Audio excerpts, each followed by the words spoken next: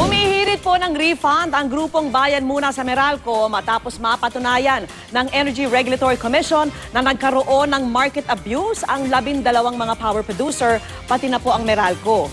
Ito po yung pagmamanipula umano ng kalakalan sa kuryente habang naka-maintenance shutdown noong November hanggang December 2013 ang Malampaya Power Plant. Posible naman daw ang refund, sabi ng ERC, pero hindi pa nila masabi kung magkano ang dapat ibalik sa mga customer. Ang Meralco, handa raw mag-refund. Inalok na nga raw nila ito na gawin bago pa iakyat ang usapin sa Korte Suprema. Dapat may interest yan eh. Kasi naperwisyo mo yung taong bayan.